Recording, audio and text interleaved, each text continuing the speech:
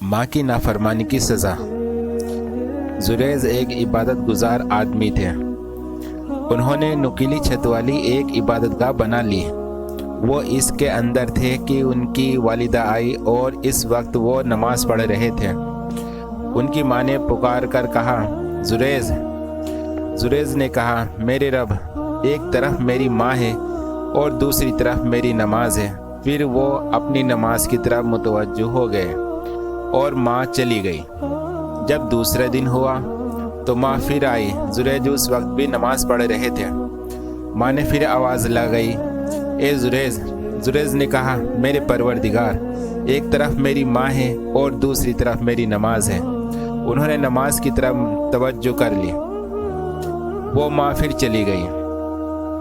फिर जब अगला दिन हुआ तो वो आई और आवाज़ दी, जुरैज। जुरैज ने कहा, मेरे परवरदिगार, मेरी माँ है और मेरी नमाज है।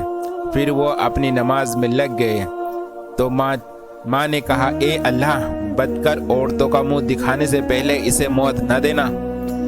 बनी इज़राइल आपस में जुरैज और उसकी इबादत गुजारी की चर्चा करने लगे।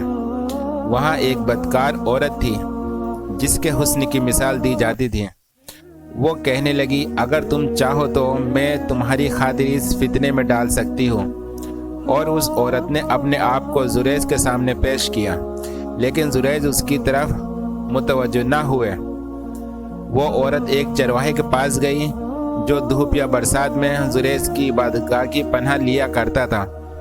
उस औरत ने चरवाहे को अपने आप को पेश किया तो उस चरवाहे ने औरत के साथ बदकारी की और वो हामिला हो गई। जब उस औरत ने बच्चे को जन्म दिया तो कहा, ये बच्चा जुरैज का है। लोग जुरैज के पास आए, उन्हें इबादतगाह से नीचे आने को कहा। उनकी इबादतगाह ढा तोड़ दी और उन्हें मारना शुरू कर दिया। जुरैज ने पूछा, तुम लोगों को क्या हुआ है?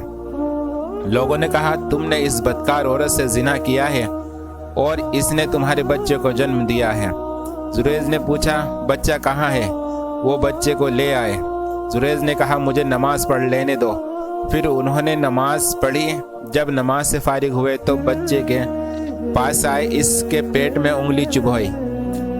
पूछा, बच्चे, तुम्हारा बाप कौन है? बच्चे ने जवाब दिया, मेरा बाप फला चरवाहा है।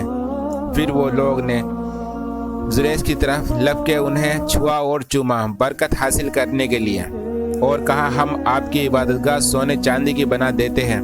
जुरैज ने कहा, नहीं, इसे मिट्टी से दोबारा उसी तरह बना दो जैसी ये पहले थी। तो उन्होंने वैसा ही किया। सबक, हम सब जानते हैं कि माँ की दुआ जितनी रफ्तार से असर करती है उतनी ही तेजी से उसकी बद्दुआ भी लगती है।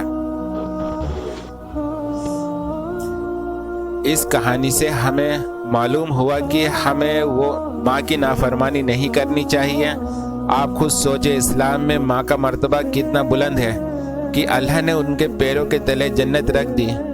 हमें अपनी माँ को कभी तकलीफ़ नहीं पहुँचाना चाहिए और हम कभी किसी भी काम में मसरूफ़ हो, चाहे वो कितना ही बड़ा काम हो, हमें उनकी बात का जवाब देना चाहिए। इस कहानी से या ये भी पता चलता है कि अगर हम नफिल नमाज पढ़ रहे हैं और इसी दौरान हमारी माँ हमें बुला रही है तो पहले हमें उसको सुनना चाहिए। आप हमारे चैनल पे नए हैं तो हमारे चैनल को सब्सक्राइब करें, लाइक, कमेंट्स और शेयर करते जाएं।